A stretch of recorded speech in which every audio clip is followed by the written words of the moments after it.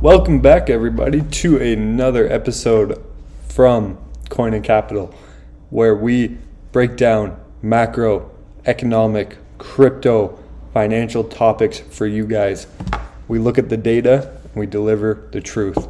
Today, general market update. There were some big headlines coming out from the International Monetary Fund, the big bad IMF. Gold has been making headlines. Bitcoin, what the heck is going on in crypto, and many more. So stick around and we'll jump through some of the biggest headlines to hit mainstream news this week. Let's get into it. Right off the bat, from Reuters, US stocks end mixed, gold jumps amid upbeat IMF forecast, trade tensions. Let's break this down. Stocks end mixed. Stocks, aka the US stock market, that's the only market anyone seems to really care about, end mixed. Why? Trump does what Trump does and tweets about tariffs 24/7.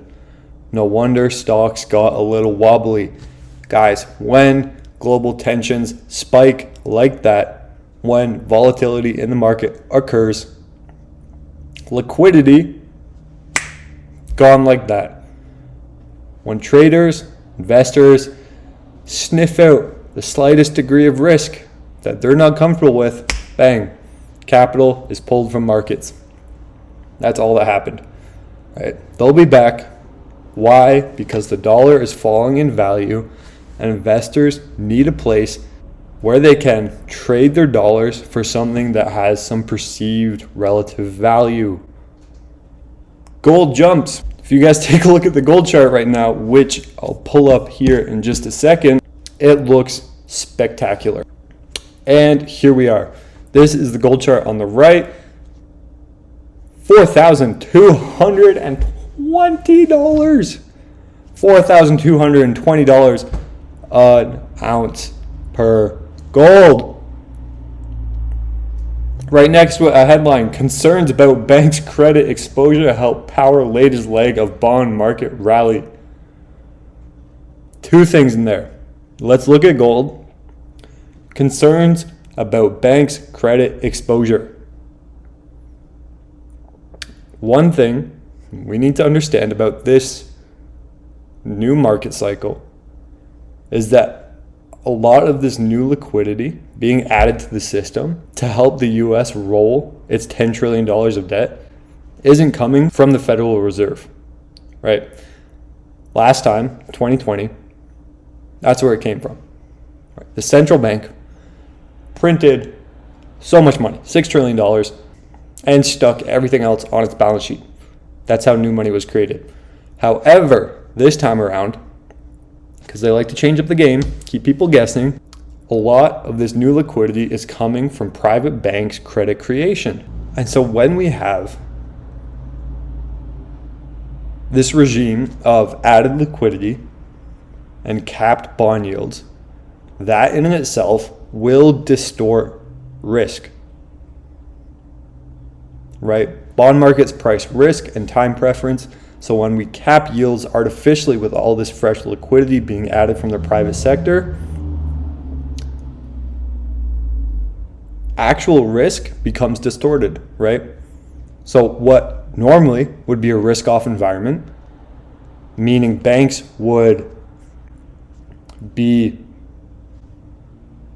timid, skeptical of being exposed to riskier credit and riskier assets, is no longer the case. Because of this market distortion playing out in bonds, banks see this now as risk on. Secondly, banks' credit exposure helps power latest leg of bond market rally.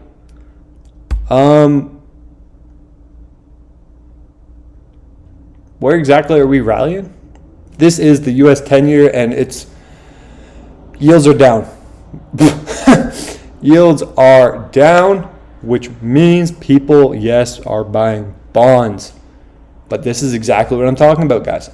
All this fresh liquidity is being used to first cap yields, distort risk, right? If we didn't have this cap, I feel like we'd still be sitting somewhere in the 4.5s, even maybe higher.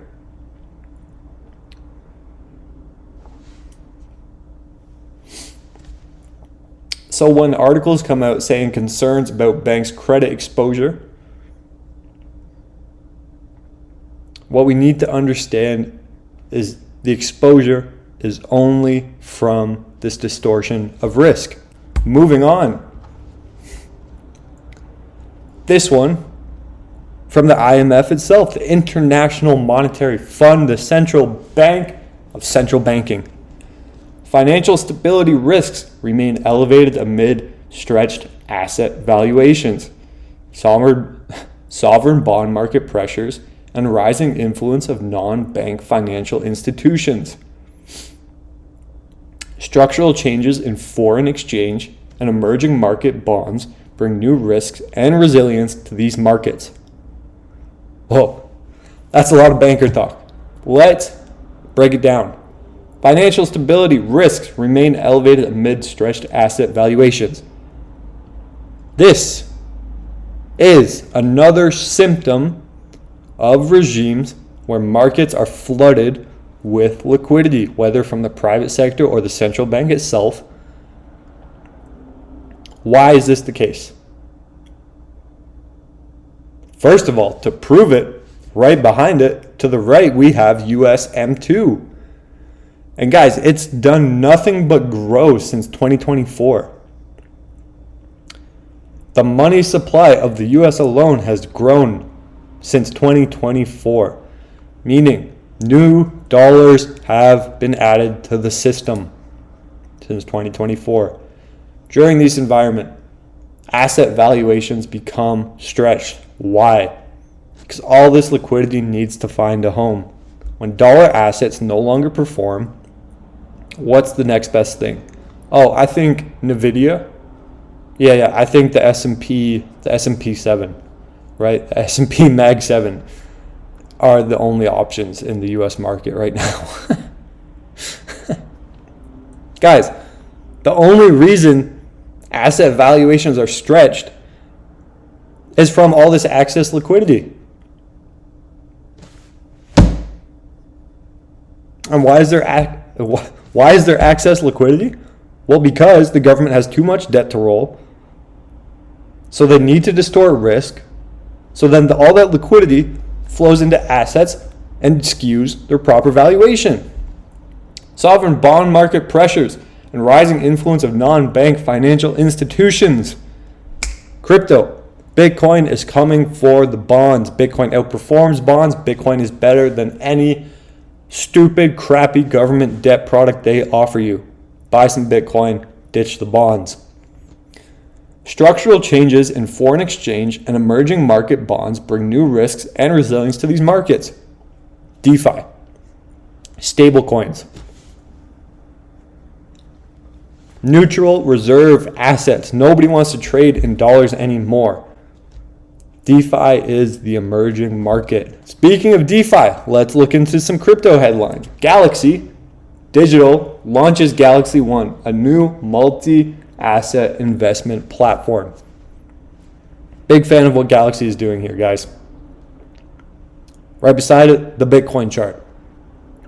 Not looking too hot last few weeks, not gonna lie. But we need to understand Bitcoin looking like this, yet institutions are coming on board and buying.